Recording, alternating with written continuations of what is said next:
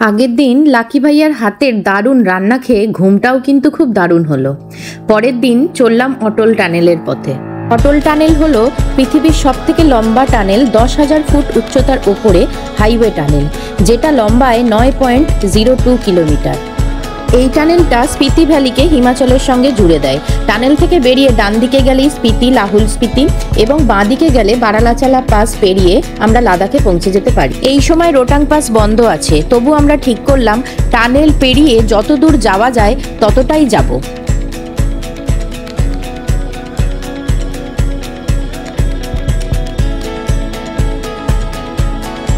অটল টানেলটা পার করতেই চোখের সামনে ভেসে উঠল বরফের সাম্রাজ্য। দুদিকে বরফের পাহাড় কেটে মাঝখানে রাস্তা খালি করা হয়েছে। সেই রাস্তা ধরেই আমাদের গাড়ি এগিয়ে চলল গন্তব্যের দিকে।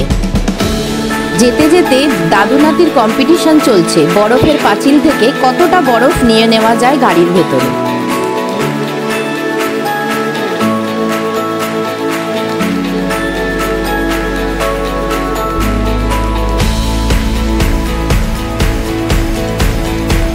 আমিও বা বাদ যাবো কেন বলো তো?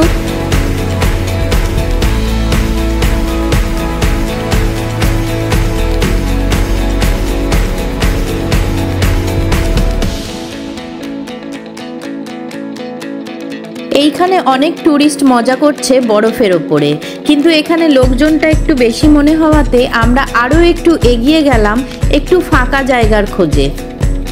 আর এই তথ্যটাও জরুরি যে এই সময় রোটাংয়ের ঠিক কতটা কাছে অবধি যেতে দেওয়া হচ্ছে।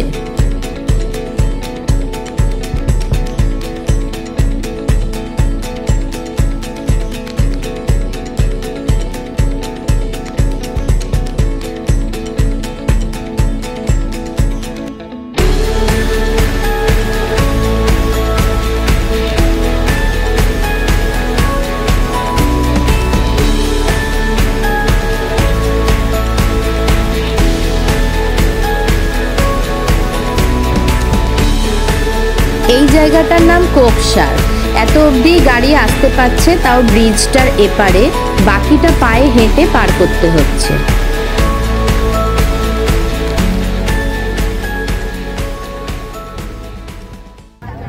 পাটাকে জোরে ফেলবে বাবা, চেপে ফেলবে পাটাকে।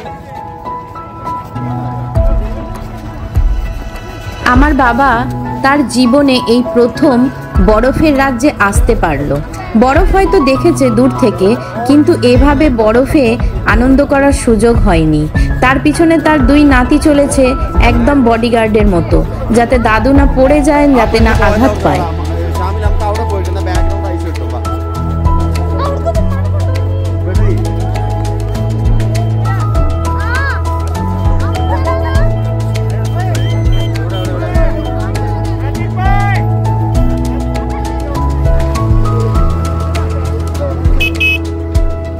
বসে পড়ো, বসে পড়ো, বসে পড়ো।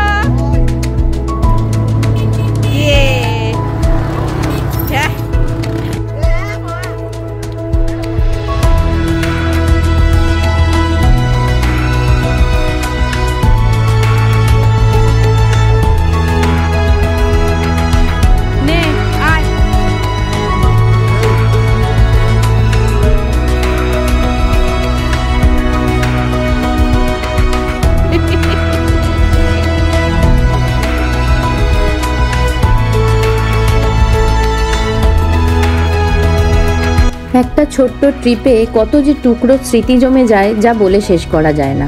আজকেই যেমন আসার আগে একটা ঘটনা ঘটলো। বরফের জায়গায় আসার জন্য বাবার সবচেয়ে মোটা জ্যাকেটটা, যেটা খুব যত্ন করে রাখা হয়েছিল এবং রাত থেকে পই পই করে বলা হয়েছিল, সেটা বাবা হোটেল থেকে বাইরে বেরিয়ে হোটেলের লনে ফেলেই চলে আসে। তার ফলে বাবাকে 250 টাকা দিয়ে এই জ্যাকেটটা ভাড়া করে দেওয়া হয়, কিন্তু শেষ পর্যন্ত দেখা যায় সাপে বর হয়েছে। এই ড্রেসটার জন্য বাবা যেমন ইচ্ছা বরফে গড়াগড়ি বসা বসি করতে পেরেছে।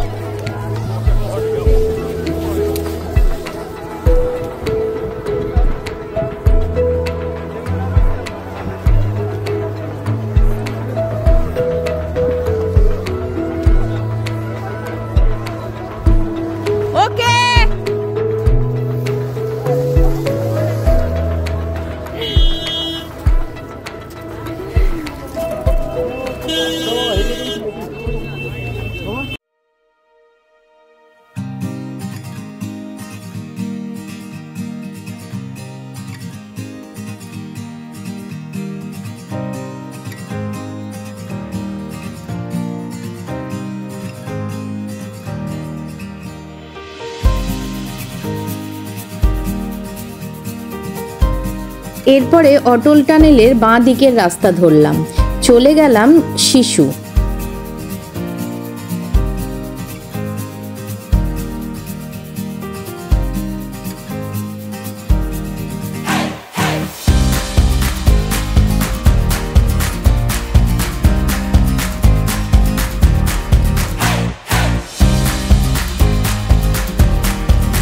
এখানে জিপ লাইনিং হচ্ছে, যার ফলে নদীর ওপারে পৌঁছে আবার বেশ খানিকটা পায়ে হেঁটে একদম শিশু ওয়াটারফলসের সামনে পৌঁছে যাওয়া যাচ্ছে।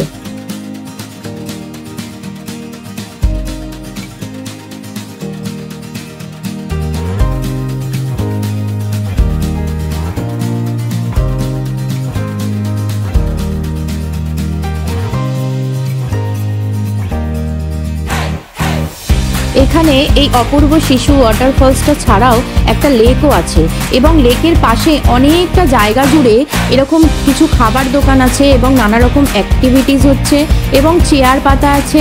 সবাই বসে খাওয়া দাওয়া করে দিব্যি আনন্দ করে অনেকটা সময় কাটিয়ে দিতে পারে। আমরাও এখানে ম্যাগি, কফি, আলুর পরোটা এসব টুকিটাকি খেয়ে সময় কাটালাম।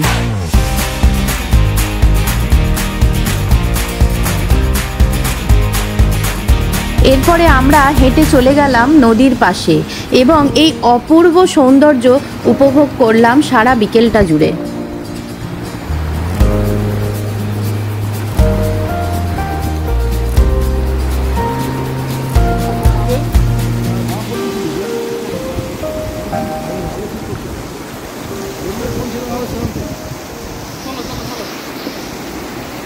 পরের দিন আমরা লগঘাট ছেড়ে চলে এলাম হোটেল কুনজুম। এই হোটেলেরও সমস্ত রিভিউ আমি ব্লগে দিয়ে দিয়েছি। এটাও HPDDCর হোটেল এবং এর লোকেশনটা হলো সব থেকে দারুণ। আমি 4 বার মানালিতে এসেছি, যত হোটেলে থেকেছি তার মধ্যে এটা হলো সবচেয়ে বেস্ট। তোমরা চাইলে এই হোটেলটার সম্পূর্ণ রিভিউ এবং রুম ট্যুর আমার ব্লগে গিয়ে করে নিতে পারো।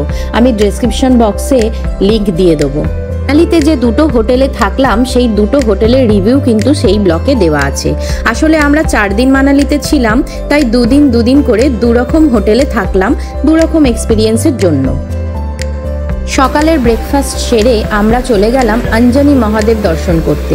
এখানে পায়ে হেঁটেও যাওয়া যায়, জিপ লাইনিংও করেও যাওয়া যায়, আবার এই ATV গাড়ি করেও যাওয়া যায়। প্রতিটি ATV গাড়ির কিন্তু 500 টাকাই রেট, ওরা একটু বাড়িয়ে বলবে, তোমরা বার্গেনিং করে নেবে।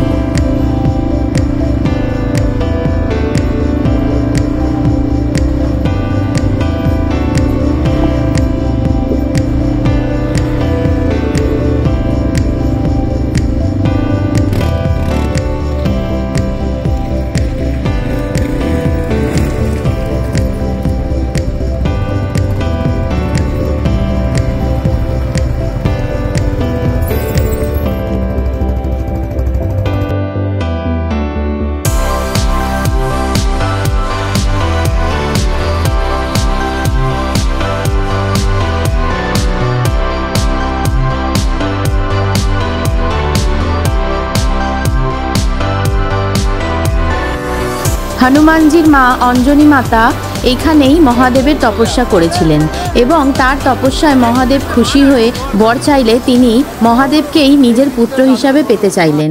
তখন মহাদেব অঞ্জনী মাতাকে আশীর্বাদ করেছিলেন এবং অঞ্জনী মাতার গর্ভে হনুমানজির জন্ম হয়। এখানেই আছে সেই অঞ্জনী মাতার প্রতিষ্ঠিত মহাদেব, অঞ্জনী মহাদেব, এবং অদূরেই আছে অঞ্জনী মাতার মন্দির। জায়গাটা কিন্তু বেশ দুর্গম, কিন্তু ততটাই সুন্দর এবং ততটাই অদ্ভুত। এখান থেকে বেশ খানিকটা বরফের ওপর দিয়ে পায়ে হেঁটে উঠে অঞ্জনী মহাদেব দর্শন করতে হয়। আমরা দর্শন করে নেমে আসার সময় শুরু হলো বৃষ্টি, শিলাবৃষ্টি। যে বৃষ্টি মানালি থেকে বেরোনো অবধি আমাদের সাথে থাকলো।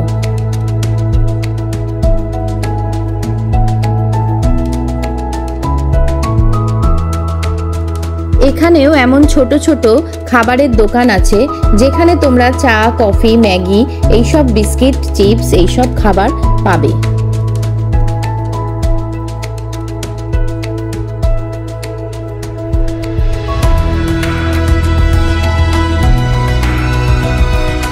আবহাওয়া খারাপ হচ্ছে দেখে এবং বাবার শারীরিক অবস্থার কথা খেয়াল করে আমরা মানালি থেকে রাত 1:30টার সময় রওনা দিলাম দিল্লির উদ্দেশ্যে।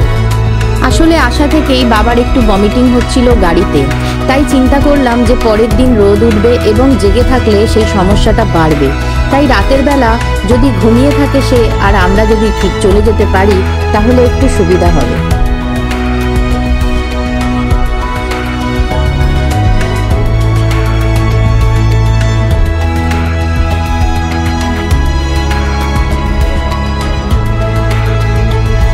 পাহাড়ের সৌন্দর্য এর আগে অনেকবার দেখেছি, দিনে, সন্ধে, ভোরে, দুপুরে, বিকেলে, রাতে, কিন্তু এই নিশুতি রাতে পাহাড়ের যে অপূর্ব সৌন্দর্য সেটাও আজকে দেখতে পেলাম। কুলু গ্রামের ওপর দিয়ে যাওয়ার সময় মনে হচ্ছিল আকাশের গায়ে কারা যেন চুমকি বসিয়ে দিয়েছে। অদ্ভুত অদ্ভুত লাগছিল সেই রাত। আর এই জন্যেই বারবার বলি যে পাহাড় তোমাকে ভালোবাসি।